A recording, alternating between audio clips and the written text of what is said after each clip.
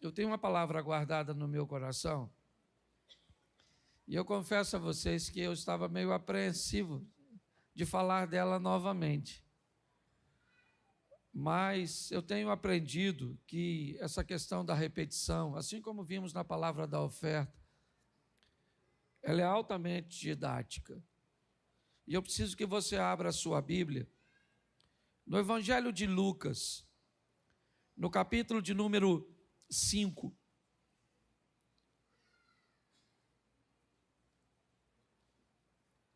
A partir do versículo 1.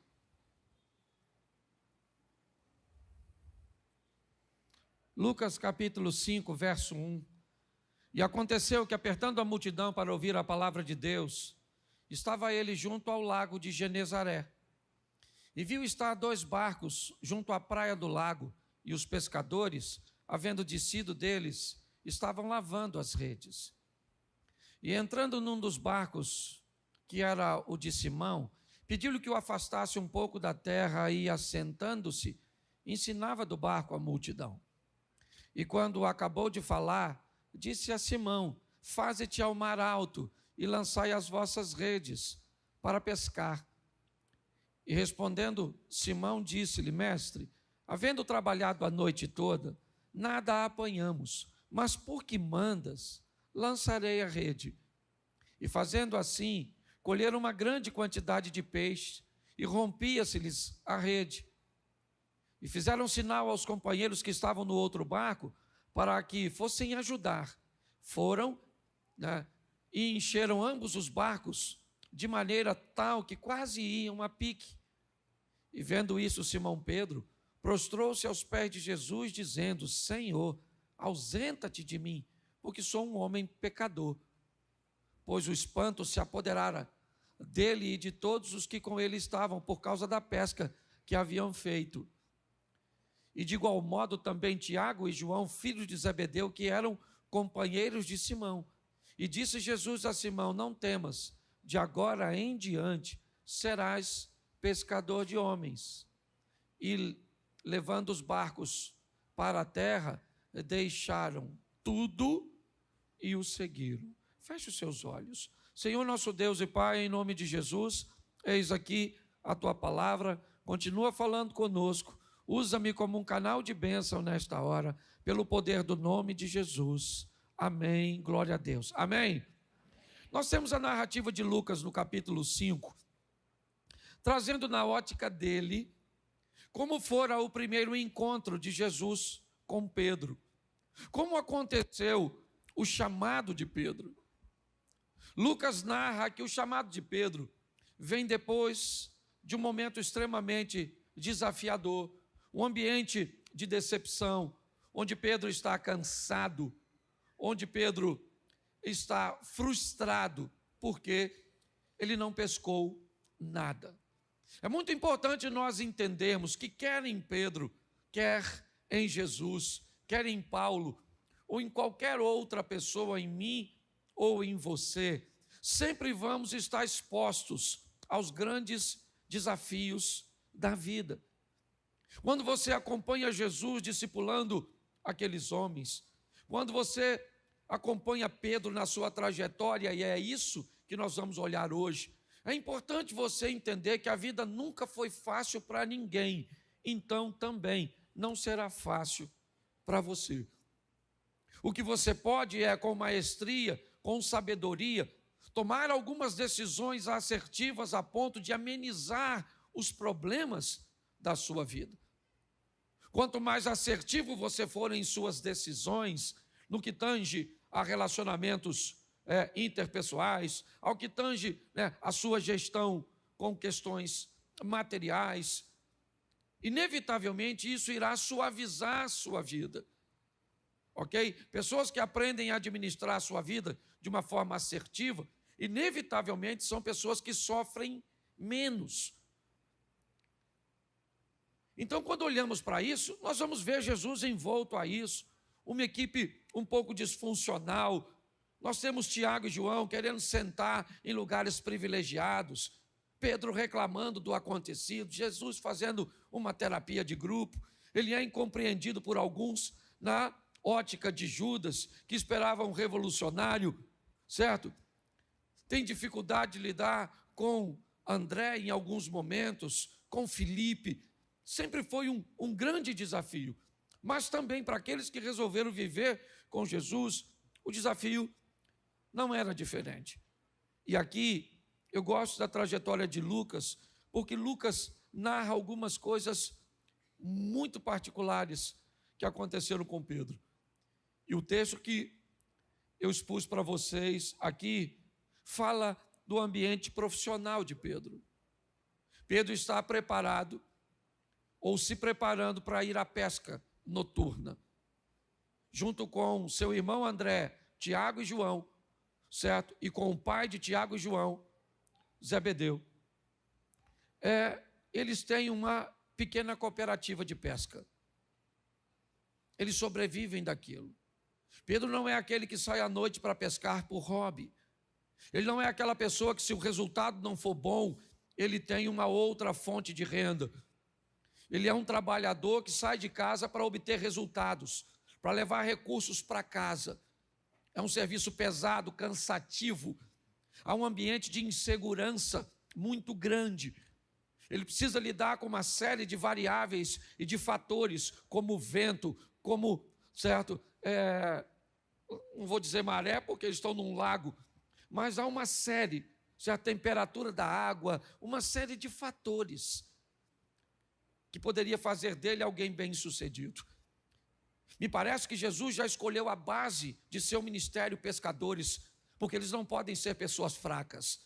Pescadores precisam aprender a lidar com frustrações. Pescadores precisam aprender a lidar com o cansaço, com o ambiente, com vencer o sono, a lutar muitas vezes contra o vento. Me parece que na base de seu ministério, Jesus prepara pessoas prontas para, independente como tenha sido ontem, essas pessoas não podem desanimar, elas têm que prosseguir, elas têm que continuar.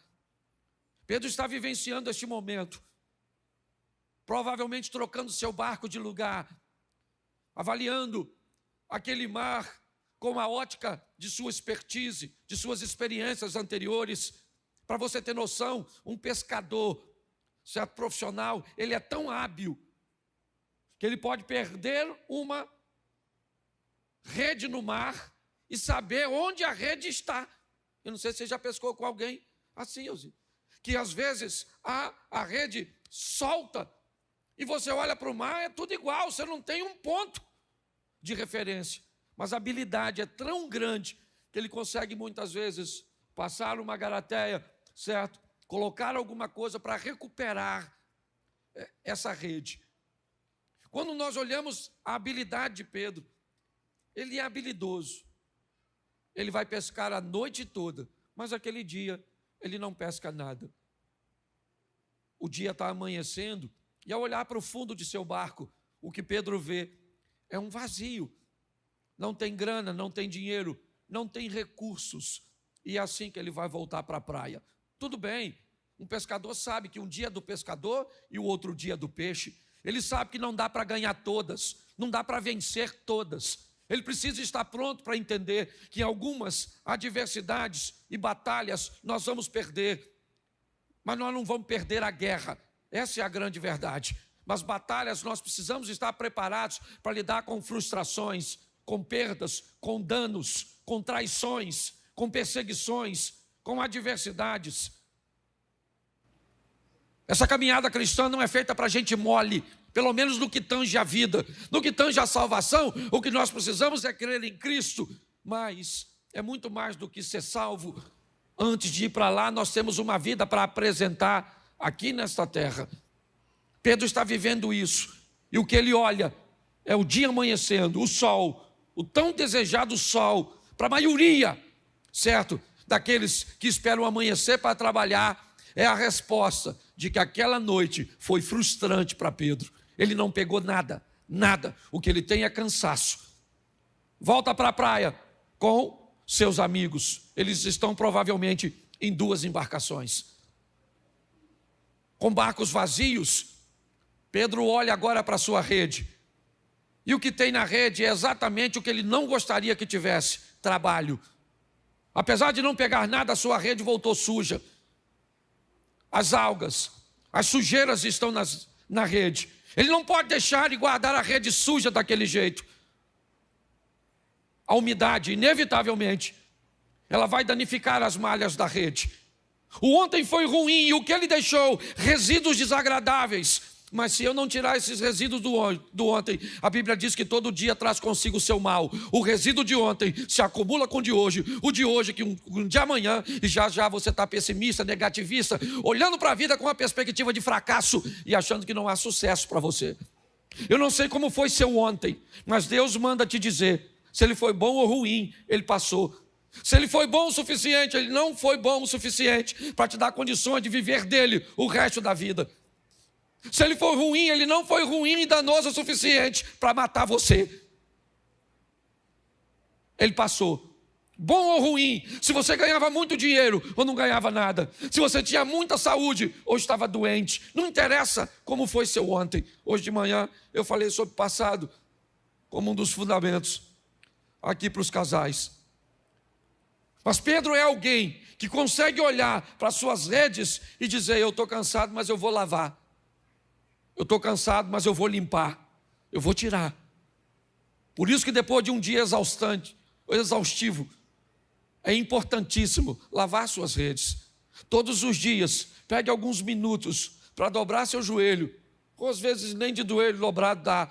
Às vezes você, certo, está deitado ou está sentado, não sei, ou está dirigindo. Mas tire uns momentos para falar com Deus sobre as suas redes, sobre as malhas de suas emoções, sobre aquelas coisas que você gostaria que fosse diferente, mas não foram. Pedro está lavando sua rede. Ele vai para casa dormir. É isso que ele quer descansar. Por quê? Porque à noite ele vai pescar de novo. Mas ele não pegou nada, pastor. Não é a primeira vez de Pedro. Provavelmente ele não pegou nada muitas vezes. E apesar de toda a frustração, ele sai para pescar de novo, de redes limpas. Ele vai sair para pescar. É importante você entender isso. Vocês sabem o conceito e a visão que eu tenho de casamento, mas eu não sei o que aconteceu com o seu casamento anterior. Eu só sei que a sua vida não terminou e você precisa prosseguir. Eu não sei o que aconteceu com o seu emprego anterior. Eu não sei o que aconteceu. Mas eu preciso que você entenda, se você quer andar com Jesus, você vai receber dele forças para prosseguir, porque o justo vive da fé, ele não retrocede, ele vai adiante para a conservação da sua alma. É assim que funciona. Por pior que tenha sido ontem, levanta a cabeça, lava essas redes e vamos embora pescar de novo. Eu sei que é terrível para mim falar isso, mas não deu certo, casa de novo.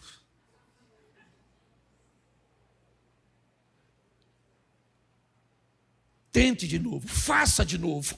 Faça novamente, não entregue os pontos. Ao lado dele você pode, certo, viver coisas incríveis. É lógico que eu falei caso de novo, mas tenho uma série de restrições no que diz respeito a isso. Mas vamos voltar aqui. Nesse ambiente, Pedro lava suas redes.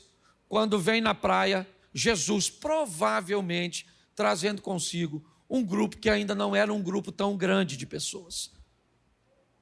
Vem ele envolto numa multidão, a multidão já o apertava para querer ouvi-lo, e Pedro está terminando de lavar suas redes, jogando no barco, e ele vai para casa comer alguma coisa, provavelmente, e vai dormir para pescar de novo. Jesus vem andando na praia e entra no barco do Pedro. O texto não diz que ele pediu para entrar, ele entrou e falou, bota seu barco na água, porque eu estou a fim de pregar, porque está ruim de pregar aqui. Vou fazer do seu barco um ambiente de pregação. Pedro deve ter pensado. Se você olhasse para o Jesus lá da frente, você diria, nossa, que honra! Puxa vida, eu queria ser dono do barco. Se você já soubesse quem era, agora se há um cara entra no teu barco e diz, vamos, você falou, maluco, que parada é essa? Rapaz, eu estou cansado pra caramba, vou comer um negócio e vou dormir. Mas como provavelmente Jesus estava envolto numa pequena multidão, Pedro cede o apelo, puxa o barco e ancora, estabiliza o barco para Jesus falar daqui, né, ou do barco para a multidão. E Pedro está lá também. Olha como é que Jesus é. Pedro estava cansado, sim ou não? Pedro está com sono, sim ou não? Se Jesus usa o barco e não leva Pedro, provavelmente Pedro ia falar: Jesus, vamos ancorar aqui, valeu? Prega aí, depois dá uma puxadinha, porque eu vou para casa dormir. Pedro está dentro do barco, ou seja, não tem rota de fuga. Jesus está pregando e ele está lá. Está com sono, sim ou não? Mas está lá no barco, porque tem dia que você vem para a igreja com sono, sim ou não? Isso. Pedro está preocupado porque não pegou nada, sim ou não? Tem dia que você vem também. Eu imagino Jesus falando, né? Vou te levar para o céu. E Pedro estava falando: precisava de um peixe. Certo? Já já vou mandar o Espírito Santo. Ele falou: rapaz, o que eu vou falar com a minha mulher que não peguei nada? Sim, você já veio para a igreja assim? Com a mente em outro lugar, cansado, com sono. Sim, eu esse dia estava pregando, eu vi que tinha uma turma cansada na igreja, e falei assim: quem quer ir para o inferno? Fala amém. Lotou 2 ônibus. Eles estavam tão cansados, desconcentrados, coitado, certo? Mas eles estavam ali. Isso é legal. Talvez hoje você está aqui cansado, aborrecido. Se eu perguntasse para você hoje, por que você veio à igreja, você nem sabe. Sabe qual seria a sua resposta? Ué, hoje não é domingo? Certo? Então pare e pense. Pedro está lá, Jesus entrou e falou: vamos embora, Pedro, entra aí, meu filho, eu vou pregar. Pedro deve ter falado: tanto barco, justamente o meu.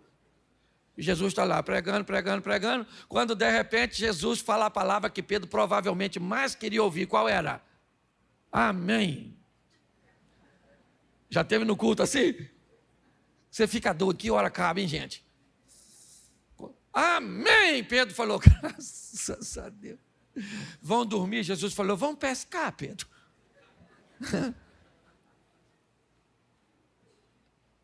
Pedro falou: pescar. Nossa, fiz isso a noite toda. Peguei nada. Se de noite não peguei, de dia não vou pegar. Aliás, ele deve estar me chamando porque é carpinteiro. O pescador aqui sou eu. Aí Pedro falou: ó, falar a verdade para o senhor, deixa eu abrir meu coração que nós estamos nos conhecendo agora.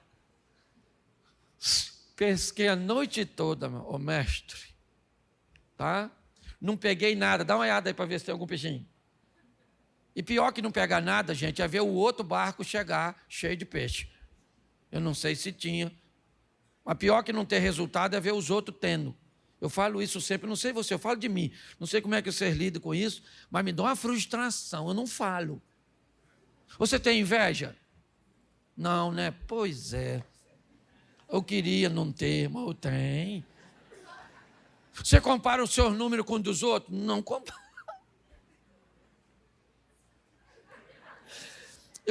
Pensa num cara que eu sou muito bagunçado, não sei nem como é que eu sou pastor. Porque para mim ser o que eu sou, eu tenho que lutar tanto contra mim mesmo, que é terrível. Aí eu vejo os outros, pessoal não... Esse dia o cara falou comigo: pastor, olha só, hoje eu vivo uma vida com Cristo, passo uma mulher bonita, eu não olho, eu não sinto nada. Eu falei: cara, sai de pé de mim, que eu vou contaminar. Eu vou estragar você, rapaz, eu sou má companhia para você. Você consegue entender? Nós estamos num processo evolutivo, sim, de caminhada, crescendo. Pedro está ali vivendo o momento dele. E Jesus diz: vamos pescar? Ele falou: vamos. Mas não peguei nada, a noite toda não peguei nada. Mas, eu não sei se foi ironicamente, porque o pescador era Pedro e não Jesus. Pedro diz assim: vamos pescar, então vamos. Onde eu jogo a rede? Onde? Só vou lançar a minha rede onde o Senhor... E Jesus, para dificultar, falou: então leva o barco para o fundo. Não podia trazer os peixes para o raso?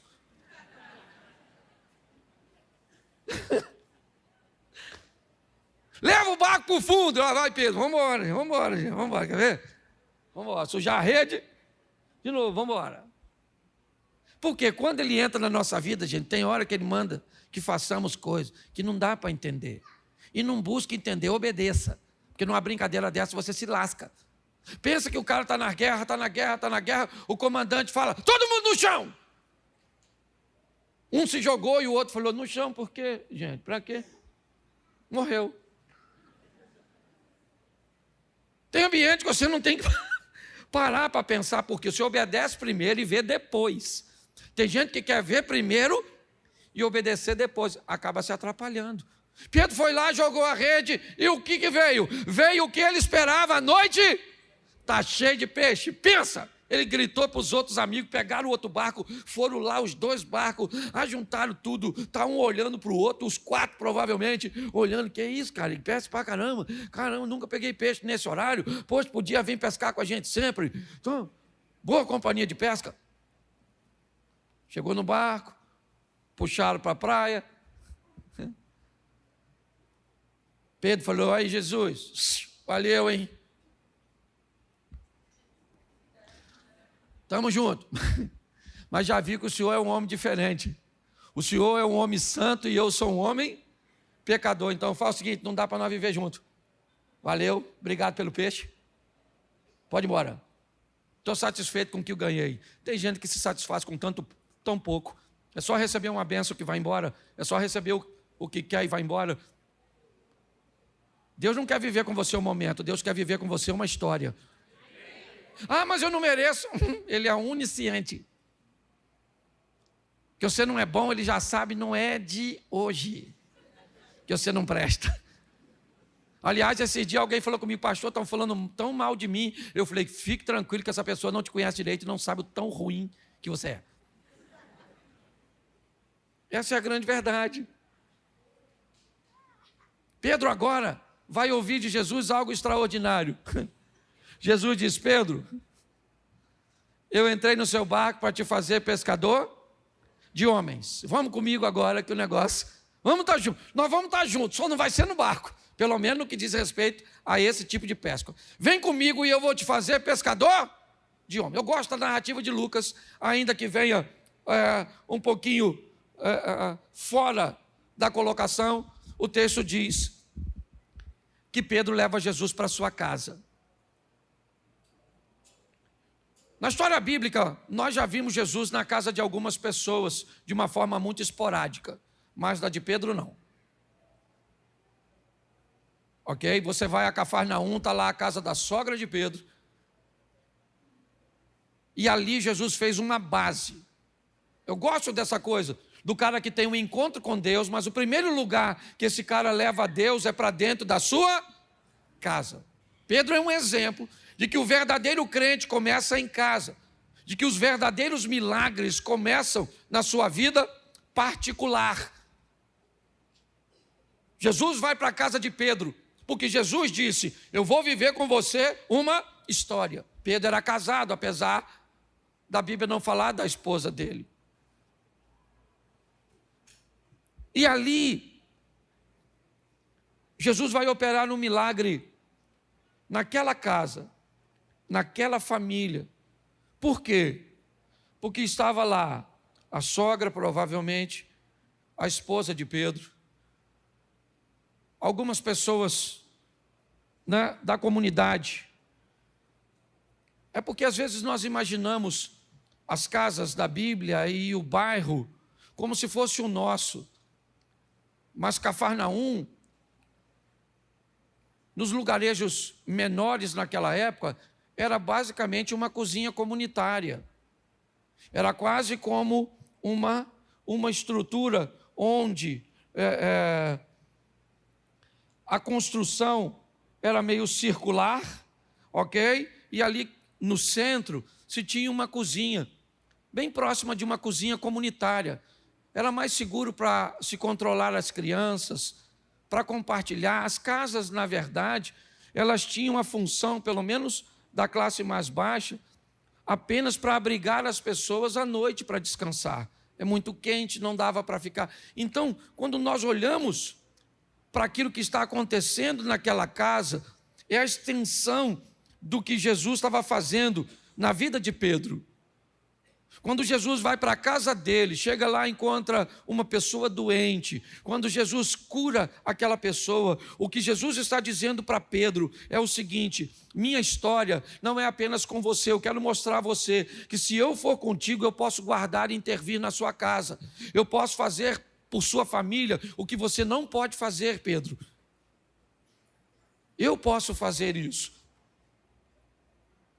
É importante nós entendermos como Pedro vai viver essas coisas. Ele viveu coisas com Jesus que ninguém viveu. Ninguém viveu o que Pedro viveu. Ele viu, ele presenciou coisas. Ele ouviu coisas de Jesus que ninguém ouviu. Para trás de mim, Satanás. Rapaz, se eu falar isso com um discípulo aqui, provavelmente o cara nem volta. O senhor me chamou de Satanás? Satanás é o senhor, sua mãe. Jesus falou para ô Pedro, amanhã você vai me negar 3 vezes. Ele falou, vou nada. Ele falou, vamos ver, antes que o galo cante, você me nega 3 vezes. Pare e pense na história que este cara viveu. Ele viu a transfiguração. Ele presenciou e experimentou coisas extraordinárias. Sabe por quê? Porque ele aceitou o convite. Não foi fácil para Pedro. Não foi. Tanto não foi fácil que Pedro volta a pescar, achando que não tinha mais possibilidade dele seguir. Mas ele andou sobre as águas. Ele teve o privilégio de ver Moisés e Elias na transfiguração. Ele viu milagres acontecer na sua casa, no seu barco, na sua vida, por causa do seu nível de entrega.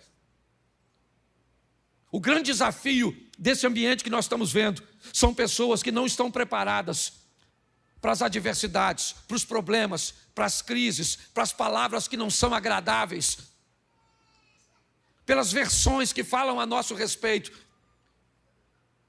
às vezes não serem tão confortáveis. Quando pessoas falarem de você, 2 coisas podem acontecer. Elas podem estar falando verdades, e quando alguém falar de você verdades que precisam reposicionar você, não se preocupe, reposicione-se.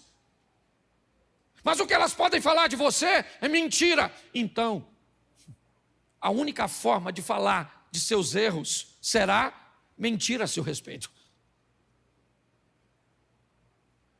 Nós precisamos entender e vivenciar isso. A vida cristã não é para amadores, como a turma tem brincado. Não é para gente mole, não. Lá vai o Pedro, é verdade. É muito legal estar vivendo aquilo tudo? Sim. Mas vai ver onde eles andavam, onde eles sentavam para comer. Vai ver onde eles dormiam. Vai ver se eles eram bem recebidos em todos os lares. Vai ver quando Jesus entrava num ambiente que Pedro ficava de fora, o que é que as pessoas vinham conversar com ele? Mestre, tem demônio, isso é comilão, isso anda com pecador, isso não é gente boa, isso é um charlatão. Isso, você acha que é só você que hoje ouve falar da igreja, ou mal da igreja, ou mal de Jesus? Não. Pessoas que vão andar com ele sempre tiveram que sobreviver a tudo isso. Nós precisamos entender isso. Pedro está lá, é verdade, aproveitando oportunidades de andar sobre as águas. E eu gosto disso, Mateus 14, a partir do 22. Jesus disse aos discípulos, vão para o outro lado, que eu vou mais tarde, eu vou despedir a multidão primeiro. Eles vão. Escurece, Jesus não aparece, o vento é contrário, há uma dificuldade. Preste atenção, Marcos capítulo 4, a partir do verso 35, Jesus repreende o vento e o mar, o que indica que ele tem autoridade sobre vento e mar. Mateus 14, 22, ele manda os discípulos atravessarem o mar e o vento era contrário. Aquele que manda eles irem, não avisa o vento, que é para cooperar, porque Jesus não está querendo cooperação para aqueles discípulos. Jesus está dificultando para eles, porque está forjando eles, porque está preparando eles. Você sabe por que seu casamento enfrenta a crise? Não é para você se divorciar, é para você se tornar um homem melhor, uma mulher melhor. Sabe por que você precisa enfrentar adversidades financeiras e muitas vezes passar um período com poucos recursos? Que é para você aprender que a mão do Senhor é a seu favor. E você precisa aprender a gerenciar as coisas. Mas não, todas as vezes que a oposição vem, nós achamos que ela vai nos destruir. Jesus está forjando os seus discípulos, está lá, todos eles, 3 horas da manhã, tudo escuro, envoltos, molhados, preocupados. Quando de repente aparece andando sobre as águas, ele.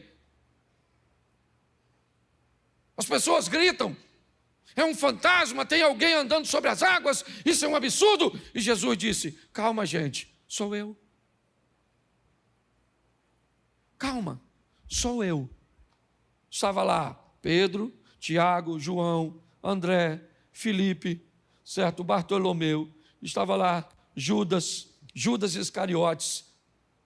Estavam lá todos os discípulos, todos estão vendo um vulto andando sobre as águas, e esse vulto que está sobre as águas, ele está dizendo uma coisa: eu sou Jesus. Ele dizia o quê?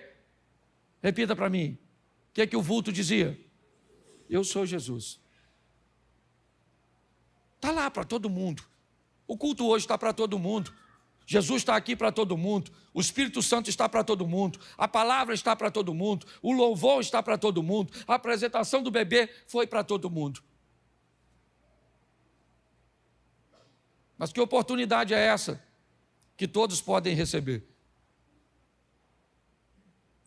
Naquele ambiente onde todos estão vendo a mesma coisa, Pedro disse: Senhor, se é o Senhor, eu quero andar em cima da água, eu quero andar sobre as águas. Eu quero andar sobre as águas. Jesus disse: se você quer andar sobre as águas, então saia do barco e ande sobre as águas. Não vai dar para você andar sobre as águas dentro do barco. Pedro vai lá fora para viver o que ninguém está vivendo. Pedro vai lá fora para provar o que ninguém está provando. Pedro vai lá fora para ter a experiência que ninguém está tendo. Sabe qual é o grande problema, irmãos? É que nós queremos experiências de pessoas que fazem coisas que nós não fazemos.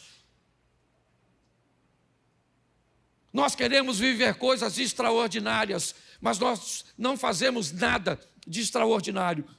Nós queremos viver o incrível, provar o sensacional, gostamos das experiências dos outros, mas sequer imaginamos o que pessoas fazem para viver tais experiências. O que nós sabemos é que somos frágeis e que há alguma vantagem nessa pessoa que nós ainda não descobrimos, por isso que ela vive coisa que nós não vivemos. Não é assim que funciona. Estamos aqui e a oportunidade é para todos. Deus não tem filhos preferidos. Mas pessoas saem daqui para tomar decisões diferentes das outras. E decisões, elas geram, né, movimentos e reações a nosso favor ou contra nós. Pedro sai e anda sobre as águas, e 11 discípulos ficam olhando o Pedro andando sobre as águas. Porque Jesus gostava mais de Pedro? Não.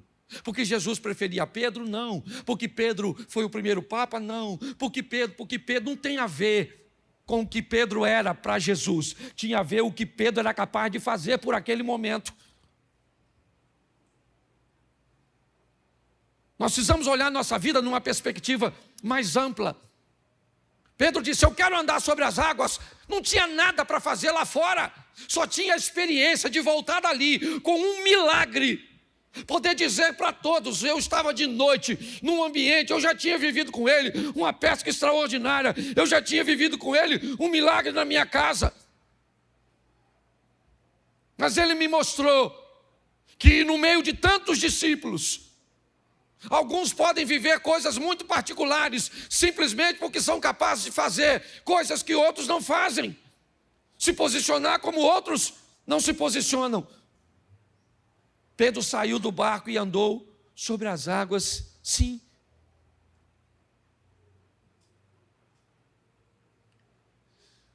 Mas um dia Jesus disse para ele: Pedro, o diabo, olha que coisa interessante, ele me pediu para agir sobre a sua vida. Que história! Pô, gente, aí é meio louco, não é? Então quer dizer que o diabo precisa da autorização de Deus para mexer na nossa vida? Bom, isso também dá para ir no Velho Testamento e dar uma olhadinha em Jó. Tendo visto o meu servo Jó, íntegro, fiel, que me teme, que se desvia do mal, o que o diabo disse para Deus? Mas também, tudo que ele tem o Senhor protege. Antes da Bíblia dizer que Deus protegia tudo o que era de Jó, a Bíblia diz que Jó vivia uma vida íntegra. Aí eu pergunto a você, quem é que protegia a vida, a casa e os bens de Jó? Deus ou Jó? Jó. Era ele. Para o diabo agir na sua vida, você tem que autorizar. Você autoriza. É você que fecha a porta. Você viu a palavra de oferta? É você que fecha a porta ou abre a porta. É você que fecha a porta ou abre a porta da sua casa. É você que fecha ou abre a porta de suas emoções. É você que faz isso. A grande questão, gente, é que nós estamos aguardando um Deus que nos transforma. E a Bíblia não diz isso. Não diz. A Bíblia não diz que Deus vai te transformar. A Bíblia diz: transformai-vos. Jacó vira Israel? Sim. Quem transformou Jacó em Israel? Jacó. Quando ele diz: eu não quero mais isso para a minha vida. Eu não quero, chega, eu não vou te deixar antes de você me abençoar. Que benção o cara quer? O cara é rico, cheio de filhos, o cara é próspero, esse é Jacó. Mas ele diz: mas eu quero ser mais do que isso. E o anjo diz: como é que é seu nome? Ele diz: o meu nome é Jacó. Ele diz: então a partir de hoje, seu nome não é mais Jacó, seu nome é Israel. Quem transformou Jacó em Israel? Foi o próprio Jacó, quando ele decidiu que a vida de Jacó não cabia mais nele. Quando é que nós vamos olhar para a nossa vida, para o nosso casamento, para o nosso estilo, e vamos descobrir que ele não tem a ver com o nosso futuro, ele tem a ver até com o nosso passado. Mas chegou a hora de mudarmos de fase, de mudarmos de vida. Pedro vai viver isso, é isso que ele experimenta. Mas um dia, Jesus explica a ele como as coisas são. Eu vou ter que morrer. E Jesus disse: então, quem vocês dizem que eu sou? Quem? Uns disseram: o senhor é Elias, João Batista. E Jesus disse: Pedro, eu quero a sua opinião a meu respeito. Você que eu fiz um milagre no seu barco, você que eu fiz um milagre na sua casa, você que eu permiti que andasse sobre as águas, quem você diz que eu sou? Pedro disse: o Senhor é o Cristo, o Filho de Deus vivo, o Senhor é o Salvador, esse é o Senhor não é Elias, o Senhor não é João Batista, o Senhor não é Jeremias, o Senhor não é nenhum dos profetas do Velho Testamento. Jesus disse: bem fizeste tu, Simão Barjonas, que não respondesse segundo a carne e o sangue, mas o Espírito do meu Pai que está sobre você. Eu imagino Pedro falando: é isso aí, está vendo? Espírito de Deus sobre mim. Espírito de Deus sobre mim. Oh. Jesus falou: mas eu preciso avisar vocês, eu vou morrer e o negócio vai ficar difícil, a chapa vai esquentar. Pedro falou: morrer nada, rapaz, faz isso não. Faz isso não. Morre não, Jesus. Jesus falou: ah, Satanás. Alguém deve ter falado: Satanás. Certo? O cara estava cheio de Deus, agora já está cheio. O Pedro, imagine nós. Certo? Jesus falou para ele mais à frente: antes do galo cantar, você me nega 3 vezes. Pedro falou: aí. Nego nada, fique tranquilo, eu morro com o senhor. A guarda chegou, vazou todo mundo. Todo mundo. Eu gosto do Pedro, gente, eu gosto do Pedro, já estou terminando. Pedro foi embora, mas não foi, sabe? Você conhece aquele crente que vai, mas não vai, Eliseu? Às vezes parece que o cara desviou, o cara está. Cadê o cara? Desviou. Cadê? Você conhece os crentes assim? Eles estão, mas não estão. Pedro estava lá, mas não estava, porque ele estava escondido olhando Jesus de longe. Aí perguntaram a ele: ô cara, você não estava com Jesus? Ele falou: Jesus? Jesus. Ah, o cara dos milagres. Ah, não, isso aí eu vou dormir. Não, certo? Não, você não estava com Jesus? Jesus? Que Jesus? Não, eu não sei quem ele é não, pai. Só até ouvi falar, isso, o pescador. Uma mulher perguntou: você estava? Aliás, ela nem perguntou. Em algumas traduções ela afirmou: você é um deles. Ele falou: não sou, garota. Confusão, é outro Pedro. Ela falou: você é igualzinho a ele, você se parece com ele, você fala como ele, você anda como ele, você estava com ele, Pedro, você é da gangue. Pedro começou a falar, sei lá, com os palavrão, também não sei, não sou obrigado a saber tudo. Falou umas coisas lá esquisitas. Mas sabe o que eu aprendo nessa história? Que tem gente que luta para falar que é com ele e os outros falam que não é. Tem gente na igreja que fala assim, sou crente, e o outro fala, hã? Eu ando com Jesus. Você está confundindo. Você anda com o outro. O concorrente. O do tridente. Certo? Tem gente que não precisa nem falar. Se você tentar falar que não é crente, você vai para a universidade, para a faculdade, você fala, você é crente? Fala, não sou nada. Você tem cara de crente, ó. Tem cheiro de crente. Você é crente? Não sou, rapaz, não sou. Sou pecador, mas pecador também sou, mas você é crente. Aí quem é que cantou? O tal do galo. Engraçado. A gente faz cada pergunta idiota, né? Estava eu na última caravana em Israel, um imbecil, tá gravando? Imbecil. É um imbecil que disse, supostamente, que o galo era uma desgramada de uma trombeta que se tocava. Alguém já escutou falar isso? Palhaçada, tá assim de galo lá. E não é de hoje que os galos.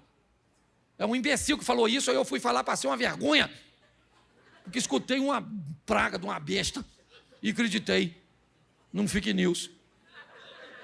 No meio da caravana, 50 pessoas, eu falei, vem cá, gente, esse negócio de galo era uma trombeta assim. Pensa.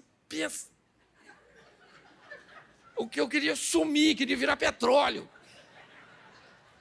Você está rindo, mas é sério. Então Jesus falou, antes do galo cantar, você me nega? Quando ele negou a terceira vez, o galo, ó, pensa, claro. Pensa a cara do Pedro. E Lucas diz que Jesus estava olhando para o Pedro, depois você lê, que eu não vou nem falar onde, mas está logo na frente. Eu imagino Jesus olhando para o Pedro, logo depois que negou. Ah, Pedro, não sabe quem eu sou não, né? Estava morando na sua casa, infeliz. Lembra? Tudo bem que eu curei sua sogra, deve ser isso. Que deu um litígio entre a gente, ou não é? Pedro voltou a pescar, gente. Chateado, aborrecido. Sabe? Voltou a pescar. Está ele pescando, volta com o barco. Vazio de novo. Ô Pedro. Quando eles estão quase voltando, tem alguém lá na praia com a fogueirinha, com um peixinho assado. Ó, só mexendo no peixinho. O João, que enxergava melhor que o Pedro, falou, ô Pedro, Jesus morreu, Pedro? Pois é. Aquele que está lá, eu acho que é ele. Pedro deve ter falado, nada, meu filho, tem tanta gente que parecendo com ele que já até me confundiram. João falou, Pedro, é o mestre. Aí Pedro não aguentou. Ele já pulou do barco, sempre estabanado. Já vai ele correndo, tudo para Pedro era no extremo, ou era tudo ou era nada.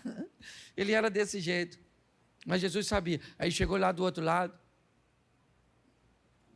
Devia estar com medo também, né, gente? Se fosse eu não ia sozinho, igual Pedro foi. É ele, João. Mas ele não morreu, João? Não, vamos esperar para ir todo mundo junto, que é mais seguro, não é? Vai que é The Walking Dead, um negócio assim, né? Chegou lá, Jesus olhou para o Pedro, e disse, Pedro, você me ama? Pedro deve ter lembrado. Deve ter pensado, amar eu amo, mas tem hora que é difícil. Jesus falou, então apacenta as minhas ovelhas, Pedro. Jesus pergunta de novo: Pedro, você me ama? Se usou 3 verbos diferentes, eu não vou entrar em questões disso, porque para mim não precisa. Pelo que eu estou entendendo, uma coisa era muito forte no interior de Pedro, as 3 vezes que ele negou. Então Jesus tinha que trazer o 3 novamente para tratar. E 3 vezes ele pergunta: você me ama, Pedro? E Pedro diz: o senhor sabe, mas não é fácil. E Jesus devia estar dizendo para ele que é fácil, eu não sei. Ou o que é fácil, certo? Eu sei que não é fácil. Mas eu sei que vai valer a pena, Pedro. Apacenta as minhas ovelhas. Evangelho nunca foi para pessoa fraca. Não. Morar no céu é a coisa mais fácil que tem. Para morar no céu eu preciso só do visto, do passaporte para entrar. E Ele é Cristo. Mas para viver na terra enquanto não vamos para o céu, aí temos que aprender a ser gente, amigos, vamos precisar ser irmãos, filhos, pais, sogras, cunhados, vamos precisar ser colaboradores, patrões, chefes, vamos precisar vencer a nós mesmos para virarmos gente. Hoje tem muita pessoa sem gente dentro, faltando gente dentro das pessoas. Vamos sair daqui para entendermos que o Evangelho precisa ser pregado, e muito mais do que pregado com palavras, vivido. E como Pedro, como um pescador, que venceu suas decepções, que ultrapassou as barreiras, que caiu, que levantou, que ouviu coisas boas, que ouviu coisas ruins, que em momento compreendeu o que ninguém compreendia, que no momento da prisão tentou matar o soldado. Essa foi a vida dele. Só que, como eu digo sempre aqui, o Pedro já passou. O Paulo já passou a história do Davi, do Salomão, do Abraão, do Jó. Agora é o Cláudio, o Osias, o Eliezer, a Adriana, a Poliana. Agora é o Washington. Agora é o Pedro, é o Paulo. Agora é a nossa vez. E o Evangelho precisa continuar sendo pregado. Mas ele continua sendo para gente forte. Mesmo assentado, eu quero que você curve a sua cabeça. Feche seus olhos. Eu quero orar com você. Pai, em nome de Jesus. Às vezes queremos viver e sentir coisas extraordinárias. Queremos um relacionamento inicial com profundidade. Entramos, ó Deus, e sem entendimento, sem comunhão, sem nenhum desenvolvimento relacional, queremos sentir, ver, ouvir, ter prognósticos do futuro. Às vezes assim somos, ó Deus. E não entendemos que o relacionamento precede os sinais. Que precisamos, independente do ontem, da frustração, dos questionamentos, dos pecados, independente do que as pessoas pensam e acham e falam a nosso respeito. E diga-se de passagem, ó Deus, às vezes elas têm razão do que falam a nosso respeito. Talvez não tem moral para nos julgar, para nos condenar, mas não falam mentiras a nosso respeito, quando dizem quem somos e o que fazemos. Mas o Senhor sempre soube disso, e mesmo assim sempre nos amou, nos entendeu e nos deu oportunidades. Abrimos hoje, ó Deus, o nosso barco. e falamos para o Senhor: pode entrar, porque nós vamos com o Senhor para uma nova vida. Ajuda-nos, ó Deus, pois carregamos o Teu nome, carregamos a Tua imagem. É a responsabilidade de sermos vistos como alguém que Te representa. Move o coração das pessoas que querem andar contigo, mas se portarem de forma indecente, postando coisas que sujam o nome delas, de suas famílias, de sua igreja, e pior, Senhor, sujam o Teu nome, mantendo relacionamentos que Te envergonham, ó Deus, porque querem viver uma vida dupla. Por isso que a Tua palavra diz que os pés de uma pessoa não têm condições de estarem em 2 barcos ao mesmo tempo. Leva-nos aos nossos lares, ó Deus, para mais uma semana que começa hoje, de luta, é verdade, de requerimento de postura, de posicionamentos, de desafios, mas de glória, da manifestação do Teu poder. Abençoa a nossa casa, abençoa a nossa família, o nosso casamento, abençoa os nossos filhos, pois não criamos filhos para Te envergonhar, ó Deus, para envergonhar o Teu reino e para perdê-los para o mal. Que o nosso casamento seja uma referência no que diz respeito à resiliência, não à perfeição, ó Deus. Que a nossa vida financeira seja ajustada de forma que não devamos nada a ninguém, ó Pai, e que todos os nossos compromissos sejam saudados. Te entregamos, ó Deus, a nossa vida profissional, a nossa saúde, ó Deus, mas mais do que tudo, a nossa caminhada de fé. Continua conosco, Senhor, porque vamos em frente, mesmo com barcos vazios, vamos lavar as redes e pescar de novo. Leva-nos aos nossos lares, guardado por Tuas mãos poderosas. Que o grande amor de Deus, nosso Pai, a graça de nosso Senhor e Salvador Jesus Cristo e as doces consolações do Santo Espírito de Deus seja para com todo o povo do Senhor, e todos digam: